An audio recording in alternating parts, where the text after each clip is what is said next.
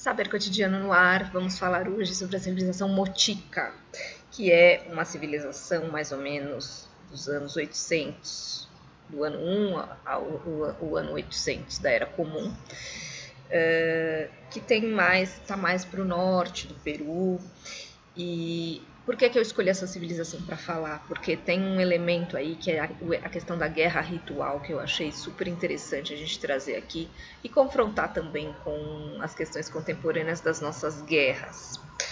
Bom, é importante dizer novamente que essa questão das representações zoantropomórficas é muito forte na cultura mochica.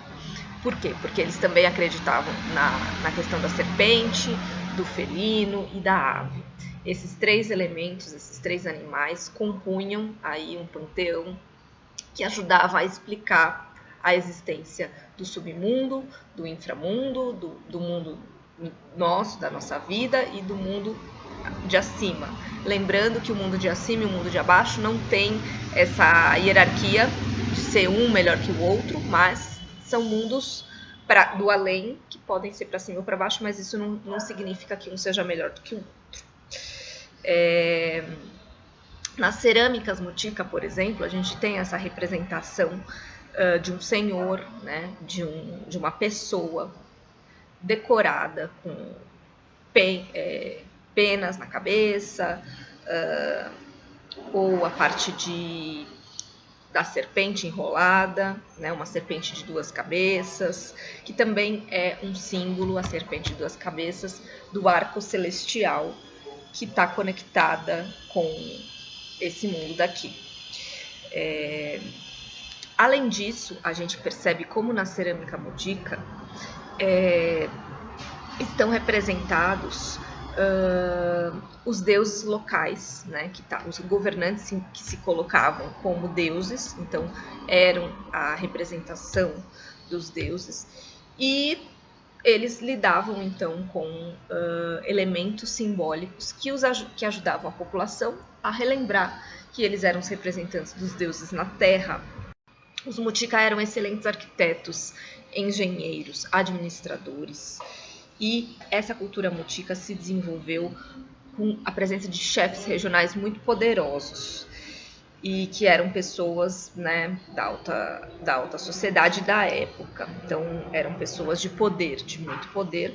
E é claro que a vestimenta, os adornos vão ser uma maneira de dialogar e de mostrar este poder. Os mochicas também eram grandes ceramistas e eles foram escultores exímios. A cerâmica mochica é muito conhecida por causa de uma técnica que é a do traço fino. Naquela época, imagine fazer isso, eles não faziam isso com pincel, eles desenvolveram uma técnica para fazer esses traços finos na cerâmica. E geralmente, né, os deuses mochica eram representados então com uma mistura de um corpo de humano,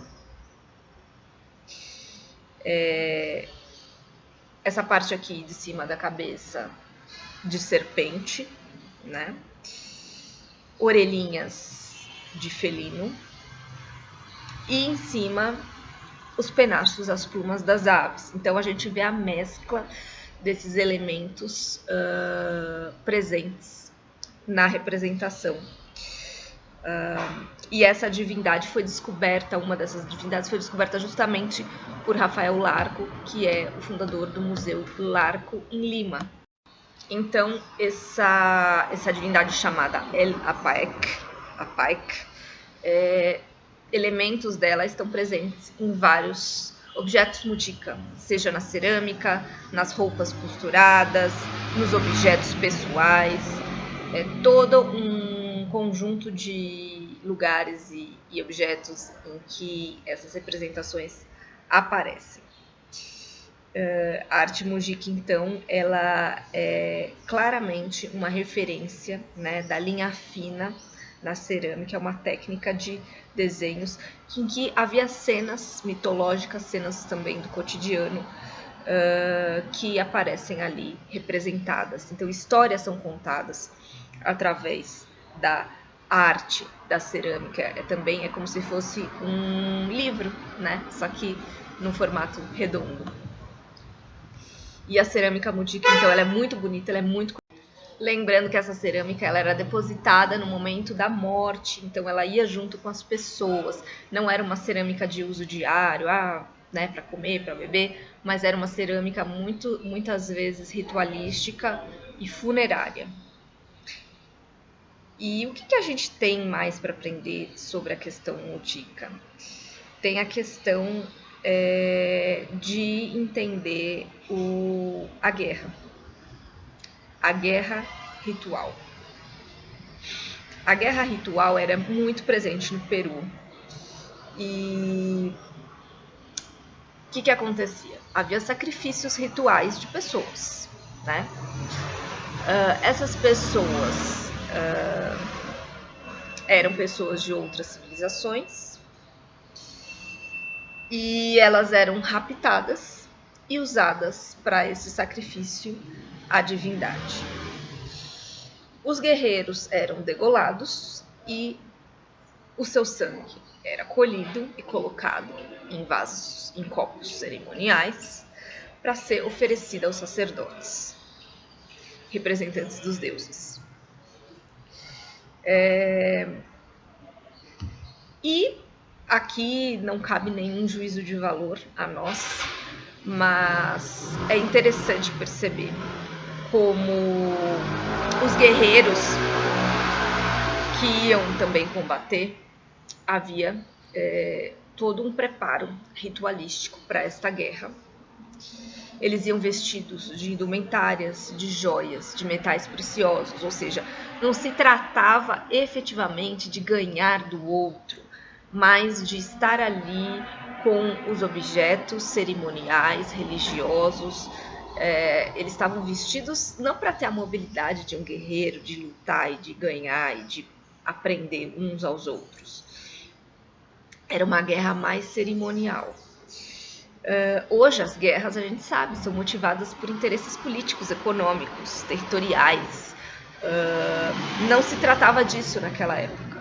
Se tratava de encenar uma guerra, uma disputa, uma batalha, para levar essas consequências como uma oferenda para os deuses. O objetivo, então, das vestimentas não era proteger, né? Mas era mostrar, exemplificar para quem estava vendo o poderio simbólico de que, da onde você pertencia, enfim, do pertencimento. Então eram adornos, roupas luxuosas, muito pouco funcionais para a atividade guerreira, mas símbolos de muito prestígio e tinham função cerimonial. Essas guerras, essas cerimônias de guerra aconteciam em datas específicas do calendário local e marcavam, por exemplo, mudanças de estação, início e fim das chuvas, colheitas, crescimento das plantas, a questão astrológica, astronômica, né? Mudança de astros, mudança do posicionamento das estrelas, enfim. Era também, então, momentos que a gente percebia um contato maior com o mundo do além, né? Representado aí por essas mudanças no céu, na terra, nas estações, e que tinham tudo a ver com uma sociedade baseada nesse calendário mais agrícola, que dependia também dessas mudanças da natureza para seguir adiante. E a encenação da guerra é como se fosse, de fato, contando a história da mitologia. Então, algumas pessoas assumiam determinados personagens, os personagens que iam matar, os personagens que iam morrer, de acordo com as crenças da época. Então, por exemplo, derrotar a noite e restaurar o dia, deuses da terra, deuses do mar, deuses que representam as forças da natureza, da chuva, enfim. E nesses combates culminam os sacrifícios de sangue. Se entrega a melhor oferenda, que é o sangue, é a coisa que nos mantém vivos, que circula em nós, para os deuses, como uma oferenda que é uma maneira de trocar presentes. A gente dá um pouco do nosso sangue e você nos dá, os deuses nos dão, nos permitem ter um controle maior sobre a natureza, boas colheitas, fertilidade, enfim. Além de tudo, essas civilizações eram muito ameaçadas por a gente não pode esquecer, o território do Peru está em cima de várias placas, né? Placa de Nazca, placa sul-americana, enfim. Terremotos eram muito presentes. Então era preciso negociar com os deuses para que não acontecessem terremotos, né? Porque imagina a desestabilização que um evento como este trazia e remetia também a uma ideia de fúria dos deuses. Então também era para evitar esses eventos extraordinários, negociar com os deuses. Além de tudo, tem a questão do El Niño. A gente sabe, a gente conhece no Brasil os efeitos do El Niño, mas no Peru os efeitos do El Niño são muito mais perniciosos, porque isso afeta toda a cadeia de cardumes, de peixes, porque mexe com as algas, o equilíbrio ali, desequilibra ecologicamente, mas naturalmente ali aquela região por conta do El Niño, dessas mudanças nas chuvas, nos ventos. Os peixes ficam sem alimento e aí eles mudam de lugar, e isso prejudica toda a parte econômica e de alimentação dessas pessoas. Então, quando aconteceu o El Niño, era um grande desastre para essas civilizações que muitas vezes se baseavam na pesca. E também a questão das chuvas, que interferia na agricultura. Então, esses rituais serviam também como uma forma de restaurar uma ordem perdida diante desses eventos naturais.